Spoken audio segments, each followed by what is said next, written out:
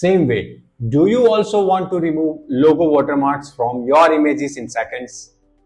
I use many tools, and after using all of them, I'm coming up with the best two AI tools that can do the job with 100% accuracy. Let me tell you those two tools and how to use them. I have one more surprise for you, so make sure you watch the video till the end. Now let's go to the first tool. The tool is Watermark Let's see how it works. First, search for watermarkremover.io on Google and click on the first link which comes. This will take you to the tools homepage. On the right side, you will find a sign up box. Click on it, log in using the Google account.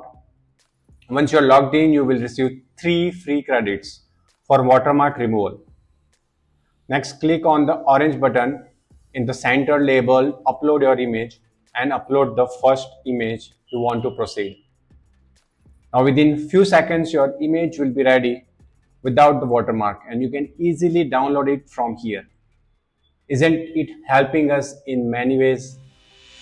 I have researched all AI tools and created a Notion doc where anyone can search for any AI tool by industry. It took me 3 months to collect all the info and I keep updating every day.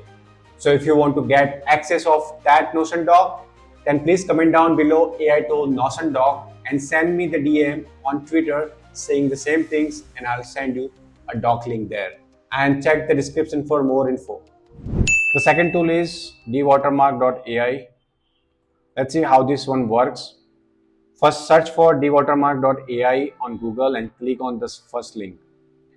This will lead you to the tools homepage. On the right side, you will see a login box. Click on it and log in using a Google account.